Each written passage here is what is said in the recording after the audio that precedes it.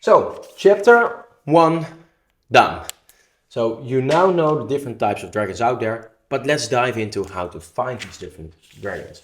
So there are many different techniques again on how to identify your dragons. So how do you find them? First of all, I would suggest do less. So take time, take a breather, stop throwing rocks in the pond. Because as soon as you stop throwing rocks into the pond, the ripples will disappear, the water becomes more clear, and you can see what's in the bottom. So do less. Stop whatever you're doing, slow down your movements, but more about that in the third part. So do less, okay? Provides clarity. Then do self-reflection.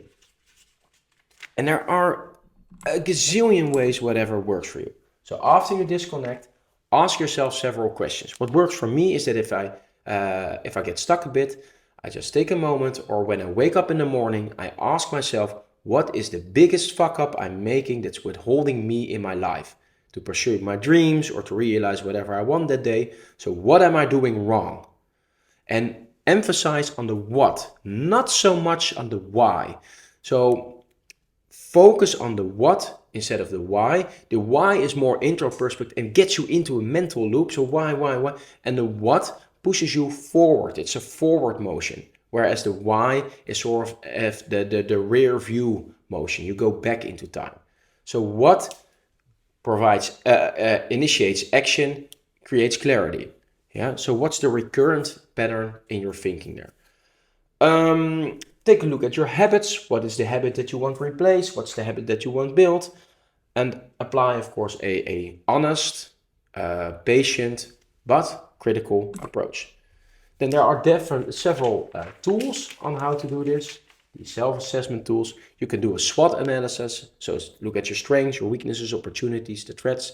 But also you can do a mayhem exercises, as I dub it, a mayhem exercise, where you drop down everything on paper or on voice record or whatever, vent to your friends, etc.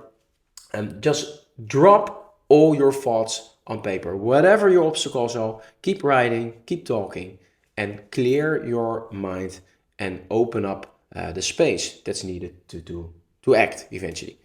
So you can also use a visualization exercises, and we will drop more exercises in the remark.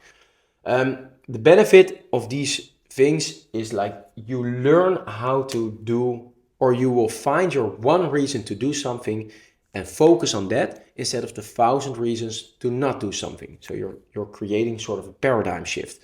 So just start believing, or you will start to believe that you can actually do things instead of all the 1,000 people telling you that you can't do anything, or the 1,000 voices in your head.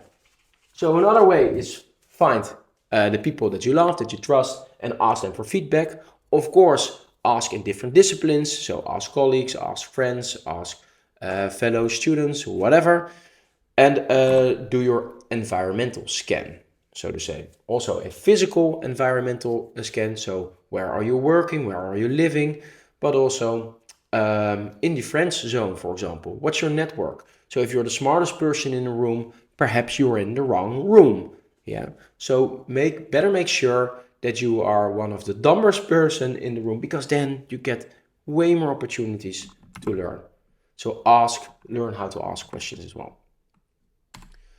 Yeah, many more. For now, let's just stop here. I think these are already quite a decent tool package to teach you on how to identify, chapter 2, how to identify your dragons.